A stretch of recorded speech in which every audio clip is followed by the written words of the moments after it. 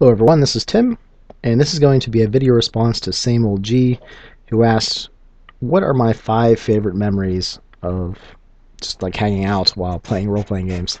What things come to mind when I look back at my illustrious uh, time spent in the hobby? And it's tough for me because I have a really bad memory, but I did come up with a few things. The first is joining up with GASP, GASP, the Gaming Association of Southwestern Pennsylvania. I was brought there by a friend, Mike, and he was more of a board gamer, and they play all kinds of different types of games there. But I got introduced to the club that way, and I started going once a month, and for a long time I was a very dedicated member. I would I would not go to weddings if they were the same day as GASP.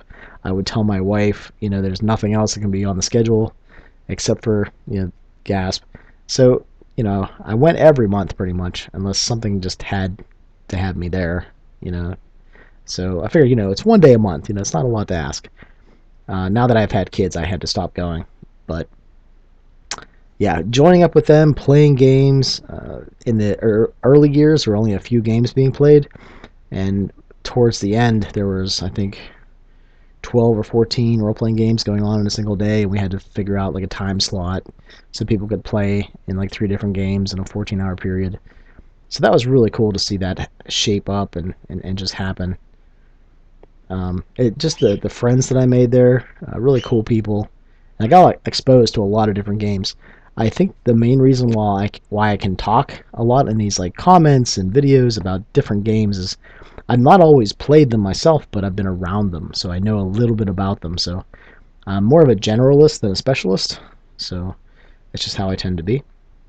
In addition to joining the club, they have a once-a-year convention, GaspCon in November, and I did that every single year. The first year that I ran 6 games, I was sort of looked at as like this Iron Man anomaly, weirdo, eccentric, I guess, because most people would only run 2 games at a convention and play the rest of the time, or maybe 3. But for me, I really enjoyed coming up with a good idea for a one shot. Like maybe I'll mix genres, or I'll play this game that I've never played that's been sitting on my shelf. And every year, honestly, I wish I could run more. Like my body can only take so much, but there's just so many games on my shelf that I have never done anything with. So, so yeah. But that's the first one. My Gaming Association of Southwestern Pennsylvania, and how much fun I've had with those guys. I really hope to eventually get back to going once a month. We'll see how that goes. The second one is I played in a Dark Heresy game. This was at my gaming club, and John was running it. And John is a kind of GM who I work well with as a player because I'm very proactive, and he is light on prep, and he's very reactive and like high improv. So when he has a lot of players like me, which he did, it worked really well.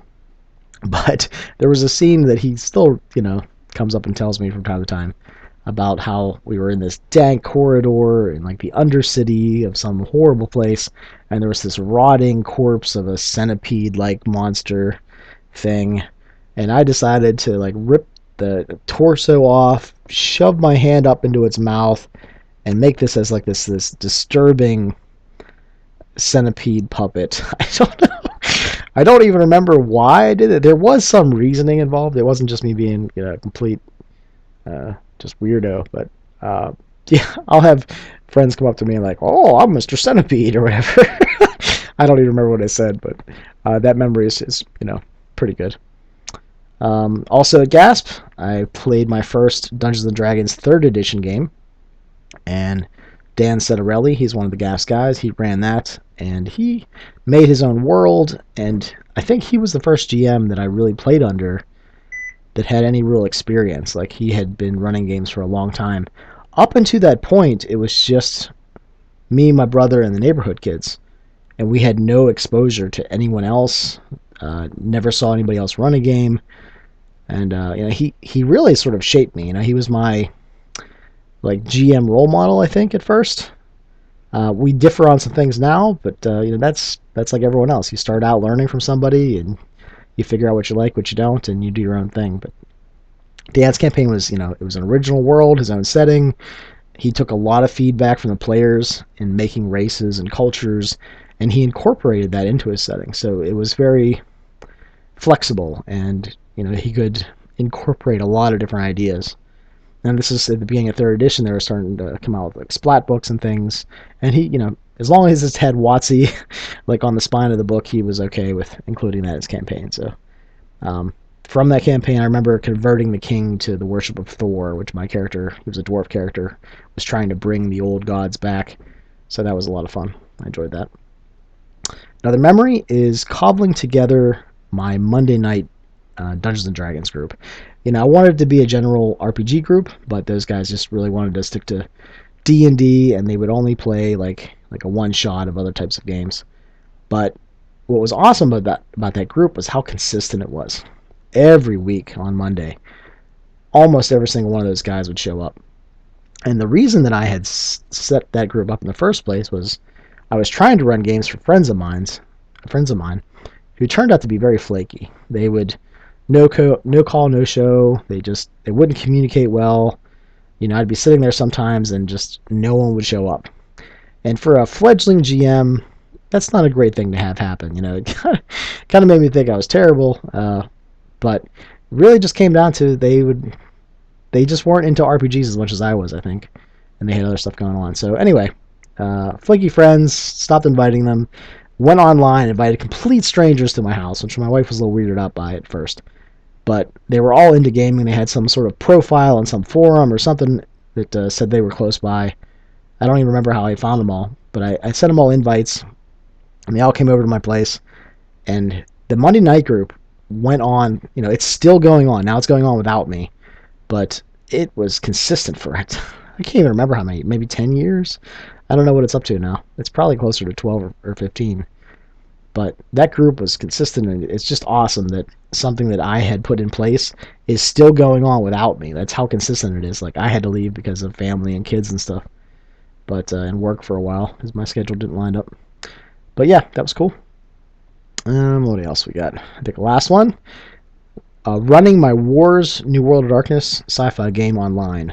I use Skype, and I invited a bunch of people from the brigade, YouTubers, and that was a blast. I had my son at the time, so I had to hit the mute button, and I was trying to experiment with players having more narrative control, which worked very well for me if my son was having a conniption fit or crying or screaming or he didn't want to get on for a nap. Whatever the case was, those guys really sort of worked around all the difficulties that came up while I was trying to run the game and watch my son at the same time. And they were a blast to play with, like John Poland and Philippe One Gohira. Just so many different cool people. Other Tim was in there for a little bit. The theoretical gamer. All kinds of different players and some came and some went depending on what was going on in their lives at the time. But I liked that the campaign did have more of a narrative focus than I was used to. And again, I was trying to dabble with some of those like story game ideas in a traditional RPG and see what I thought of that. But I really like how it turned out. I enjoyed sitting down with the guys, and part of me just enjoyed the before and after chats almost as much as the game itself. So just hanging out with friends online was a blast. So those are my 5 memories, best memories of playing RPGs or, whatever. So same old G, hopefully that answered your question in a good fashion. Okay, I'm going to try to tag some people that I have never tagged before, and I don't interact with a whole lot, but I'm trying to change that, trying to watch more videos out there. But the first one that comes to mind is Infinite Roleplay. Next person I'm going to tag is Channel Gloy. Gloy has gone through many different names.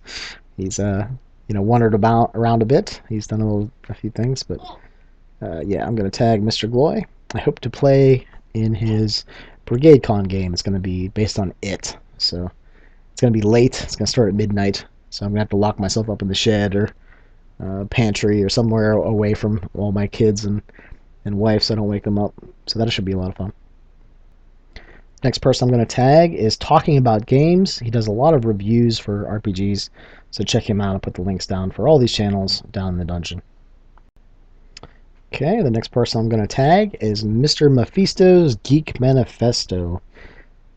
He's started to do videos again, so hopefully this will give him a chance to come up with something for a reply to Same Old G. Well, I guess I'll tag one of these cats that I tagged before, Tetsubu57, because he likes to do video responses to tag videos. So there you go. That's my 5. I'll put a link down below to all these channels as well as the original video. All right, everybody. I'll talk to you later.